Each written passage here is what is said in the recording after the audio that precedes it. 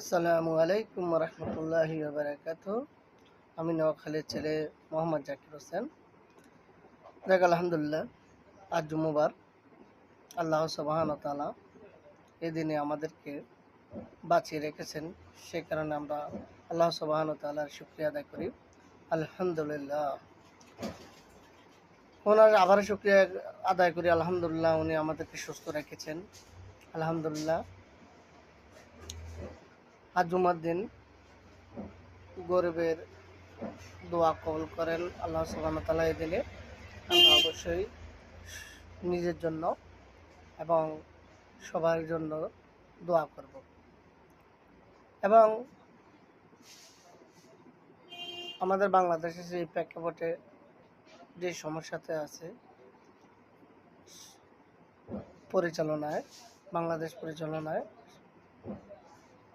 তো আমরা ওই দোয়া করব আল্লাহ সুবহানাহু ওয়া তাআলা যেন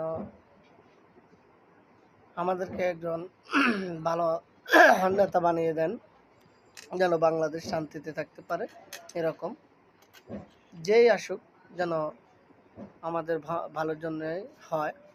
আল্লাহ সুবহানাহু ওয়া তাআলা যেন ভালো মানুষকে কবুল করেন, যেন আমাদের দেশ শান্তিপূর্ণ থাকে। তো আমরা দোয়া করি আল্লাহ সুবহানাহু ওয়া তাআলা যেন আমাদের সারা জিন্দেগির গুনাহগুলো মাফ করে দেন।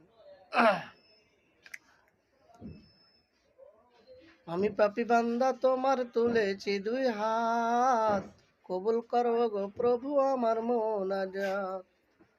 আমি পাপী বান্দা তোমার তুলেছি দুই হাত, কবুল করো গো প্রভু আমার মোনাজাত। ইয়া মালিক, ইয়া সত্তার, ইয়া গফফার, ইয়া রহমান, ইয়া মুতাকাব্বির, ইয়া কারিমু, ইয়া হাকিমু, ইয়া কালিমু, ইয়া রাব্বিক। নামগুলো মুখে উচ্চারণের কারণে, বলার কারণে আমাদের সারা জিন্দগির গুনাহ মাফ করে দেন। আমিন। আমাদেরকে সঠিক পথে চলার তৌফিক দান করেন। আমিন। এবং সারা বিশ্বের মুসলিম নরনারীকে তুমি হেফাজত করেন। আমিন। সারা বিশ্বের মুসলিম নরনারী যারা কবরে আছে, তাদের কবরের আযাব মাফ করে দেন। সারা বিশ্বের মুসলিম নরনারীকে তুমি হালাল রিজিক দান করেন। সারা বিশ্বের মুসলিম নরনারীকে সরল পথ দেন, সঠিক পথে চলার তৌফিক দান করেন। মালিক, যারা আমার মতো ঋণগ্রস্ত আছে, মালিক তুমি তাদেরকে ঋণগ্রস্ত থেকে মুক্তি দান করেন, আমাকে ঋণগ্রস্ত থেকে মুক্তি দান করেন।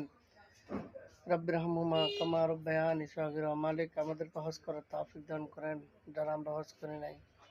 মালিক আমাদেরকে হজ করার তৌফিক দান করেন। আমিন। বিরহমতে ইয়া আরহামার রাহিমিন।